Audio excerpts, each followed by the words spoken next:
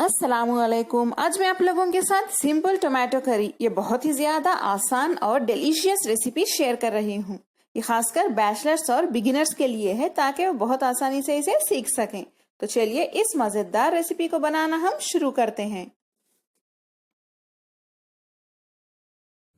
Simple tomato करी बनाने के लिए सबसे पहले पैन में हम करीब 1 टेबलस्पून तेल गरम कर लेते हैं। तेल हमारा गरम हो चुका है, इसमें डालिए 1 टीस्पून जीरा।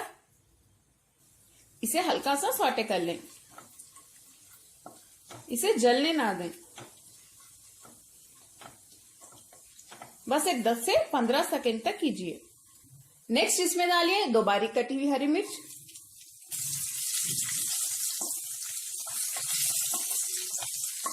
इसे भी हल्का सा सौटे कर लें। फ्लेम को लो पे रखिए वरना जीरा जल जाएगा। नेक्स्ट इसमें डालिए बारीक कटी हुई 2 मीडियम साइज की प्याज।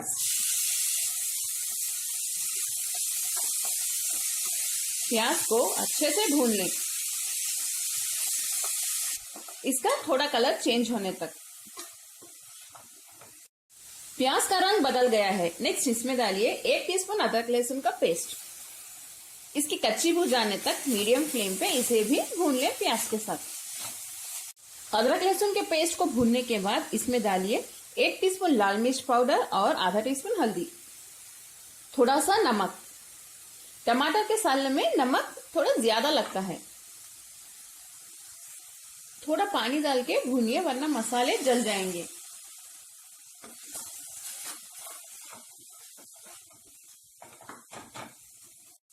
मसालों को मैंने अच्छे से भून लिया है। आखिर में हम इसमें डालेंगे बारीक कटे हुए टमाटर। यहाँ पे मैं 6 मीडियम साइज के टमाटर ले रही हूँ।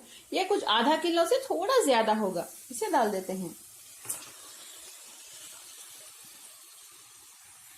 फ्लेम को हाई पे रख के इसे भून लें।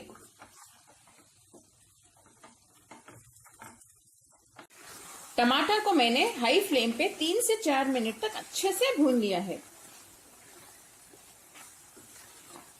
इसमें पानी बिल्कुल भी मत डालिए क्योंकि टमाटर में बहुत ज्यादा पानी निकलता है, उसी में टमाटर गल जाएगा।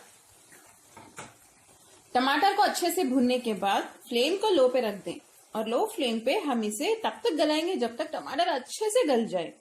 इस पर लिड बंद करके गलाएं। बस एक 5 मिनट में देखिए हमारे टमाटर कितने अच्छे से गल चुके हैं। अगर आप टमाटर छोटे पीसेस में काटेंगे तो ये बहुत जल्दी गल जाएंगे। अगर आपके टमाटर जल्दी नहीं गल रहे हैं तो आप प्रेशर कुकर का भी यूज कर सकते हैं। आखिर में हम इसमें बारीक कटे हुए धनिया के पत्ते डाल देते हैं। इसकी बहुत अच्छी खुशबू आएगी। फ्लेम को मीडियम पे रख के इसे भी भून लें। अगर आपको टमाटर का सालन थोड़ा सा ड्राई चाहिए तो इसे आप और थोड़ी देर पकाएं। अगर आपको ऐसे ही थोड़ा सा थिन चाहिए तो आप इसे ऐसे ही रख सकते हैं। फ्लेम को बंद कर दें। अगर आपको ज्यादा थिन यानी पतला सालन चाहिए तो आप थोड़ा सा पानी भी डाल के इसे पतला कर सकते हैं। पानी डालने के बाद इसे थोड़ा पकाइए। मुझे ये कंसिस्टेंसी सही लग रही है, इसीलिए अब मैं फ्लेम बंद कर रही हूँ।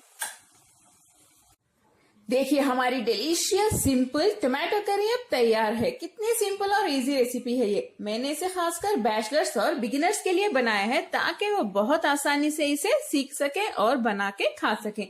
आप इसे रोटी से खा सकते हैं, चावल से खा सकते हैं या खिचड़ी से भी खा सकते हैं। अगर आपको मेरी ये बहुत ही ज्यादा डिलीशियस टोमेटो करी पसंद आई तो प्लीज मेरे चैनल वेज विद फेम को सब्सक्राइब कर लें और साथ ही बेल आइकॉन प्रेस करना ना भूलें। इस वीडियो को लाइक करें और अपने फैमिली और फ्रेंड्स के साथ शेयर भी करें। अस्सलाम वालेकुम।